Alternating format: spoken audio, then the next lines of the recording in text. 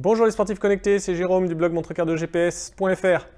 C'est quoi le plus dur quand on s'entraîne? Est-ce que c'est de courir vite ou bien de courir à une fréquence cardiaque très basse en endurance fondamentale? Bon, je crois qu'on l'a tous expérimenté et c'est effectivement difficile de courir en endurance fondamentale. Je le vois presque tous les jours sur les réseaux sociaux et notamment sur les groupes Facebook où il y a des gens qui postent leurs statistiques de leur appli, de leur montre en disant « super run en endurance fondamentale ». Et quand on regarde ces statistiques, on se rend compte qu'en fait souvent ils courent en zone 3 et quand on leur met en commentaire, tu sais, la définition de l'endurance fondamentale c'est la zone 2. Là, ils nous répondent « mais je comprends pas, c'est impossible de courir à une fréquence cardiaque plus basse ». Pourtant, en sport d'endurance, la clé, c'est pas de courir vite, c'est de courir plus vite en maintenant une fréquence cardiaque basse. Pourquoi? Tout simplement parce que ça sert à rien d'aller chercher des fréquences cardiaques très élevées, puisque par définition, vous ne pourrez pas les maintenir pendant très longtemps. Donc dès lors qu'on fait des sports d'endurance, ça sert à rien d'aller chercher sa FC max. En fait, ce qu'il faut, c'est essayer de courir toujours à une fréquence cardiaque basse, mais de monter la vitesse à laquelle on peut courir en maintenant cette fréquence cardiaque très basse. Je vais vous expliquer pourquoi c'est essentiel de s'entraîner à basse intensité quand on fait du sport d'endurance. Et je vous donnerai 4 astuces sur la façon dont on peut le réaliser lors de séances d'entraînement. Avant même d'aller plus loin, il faut déjà vérifier qu'on a bien paramétré les zones cardio de sa montre GPS. Parce que si les zones cardio sont mal paramétrées, eh bien forcément, à une fréquence cardiaque donnée, on peut se retrouver dans une mauvaise zone cardio. Donc pour ça, il y a un article que j'ai fait sur le blog qui montre différentes méthodes et qui explique quelles sont les définitions des zones cardio et comment les calculer avec différentes méthodes basées sur la FC max ou basées sur la fréquence cardiaque de réserve, la fameuse méthode Karvonen. Donc je vous mets le lien dans la description, ça s'appelle « Comment configurer les zones cardio pour l'entraînement ». Avant ça, vous pouvez vous abonner à la chaîne pour être averti des prochains conseils que je donnerai soit sur les entraînements, soit sur les choix de montre GPS. Alors si c'est si important de courir à basse intensité cardio, c'est parce que c'est ce genre de séance qui permet de développer les mitochondries dans nos muscles. Alors mitochondries, ça doit vous rappeler des cours de biologie du collège ou du lycée, je ne sais pas trop. Mais ce que c'est simplement les cellules qui vont produire l'énergie dans vos muscles. Donc c'est les cellules qui vont produire l'ATP qui sera ensuite utilisé par vos muscles pour faire les mouvements. Alors les mitochondries, on les produit quand on s'entraîne en zone 1, 2 ou 3. De manière un peu naturelle, si on ne donne pas d'indication, les gens vont avoir tendance plutôt à s'entraîner en zone 3. Donc dans ce cas-là, ils vont bien produire des mitochondries. Sauf que la différence, c'est qu'en zone 3, on ne produit pas plus de mitochondries qu'en zone 2. Par contre, quand on s'entraîne de façon répétée en zone 3, alors le corps libère plus de cortisol, qui est l'hormone du stress. Et ça demande plus de temps de récupération pour arriver à éliminer cette cortisol. Donc l'intérêt des entraînements en zone 2, c'est de développer les mitochondries sans se mettre trop de charge d'entraînement, sans libérer trop de cortisol. Donc on voit bien que derrière, il y a une notion de charge d'entraînement. Pour des gens qui s'entraînent une fois par semaine, concrètement, ça ne sert pas à grand chose de chercher à descendre en zone 2. C'est des gens qui peuvent tout à fait faire une séance en zone 3 et puis ça ne posera pas de problème parce que derrière, ils ont 6 jours pour récupérer. Là où ça pose problème, c'est quand on commence à enchaîner les entraînements et que on commence à accumuler la fatigue dans le corps.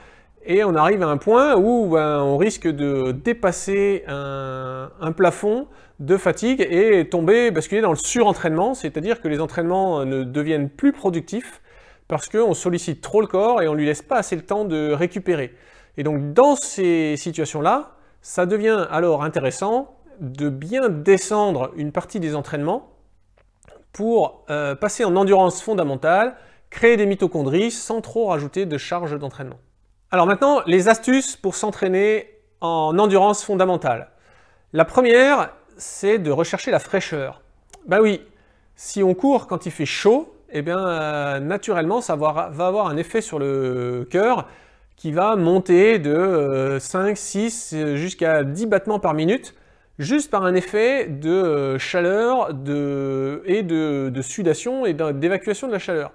Donc, pour s'entraîner en maintenant une fréquence cardiaque basse, eh bien, il suffit d'aller courir le matin, le soir, à la fraîche. La deuxième astuce, c'est de marcher. Bah oui, parce que en termes d'entraînement cardio, votre cœur ne fait pas de différence entre marcher et courir.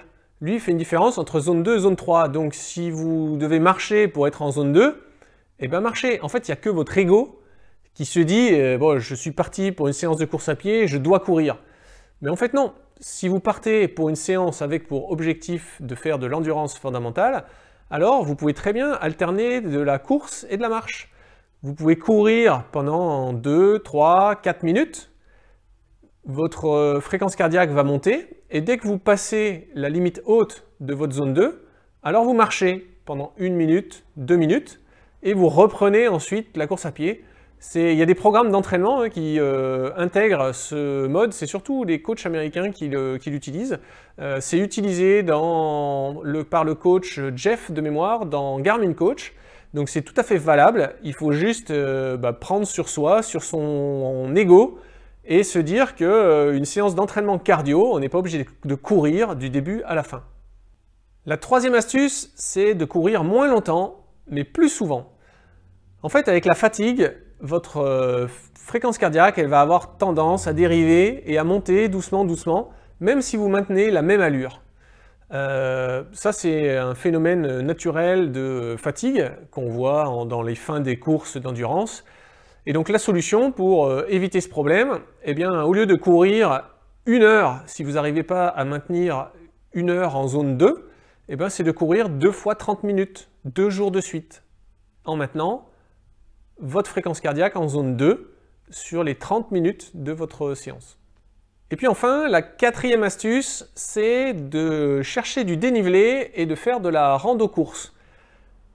Là, ce que vous allez faire, c'est que vous allez marcher en montée. Ça va solliciter déjà un peu votre cœur, et puis vous allez courir en descente. C'est plus facile, vous allez gagner en allure, mais comme c'est plus facile parce que vous êtes dans la descente, vous serez capable de maintenir votre fréquence cardiaque en zone 2. Donc voilà, ça fait 4 astuces. Le dernier conseil que je peux vous donner, c'est tout simplement d'être patient. Là, on parle de développer des cellules dans les muscles, on parle de développer une capacité cardiovasculaire de votre cœur et de l'ensemble de votre corps. Donc ça, c'est pas quelque chose qui va se faire en 15 jours. C'est pas parce que vous avez fait 2 séances d'endurance fondamentale 2 samedis de suite que vous allez noter une différence de 10 pulsations par minute sur votre zone 2 ou sur votre fréquence cardiaque à une allure donnée. Il faut du temps. Les sportifs d'endurance, même les professionnels qui courent sur des Ironman, eh ben, ils continuent de s'entraîner en zone 2, même si ça fait 15 ans et parfois 20 ans qu'ils s'entraînent. Eh ben, ils continuent d'intégrer des entraînements en zone 2 dans leur plan d'entraînement sur la saison. Et donc vous, il faut le voir aussi comme un plan d'entraînement sur une saison, sur une année, et voire plus, et pas chercher à avoir des résultats qui soient mesurables dès la 2e sortie.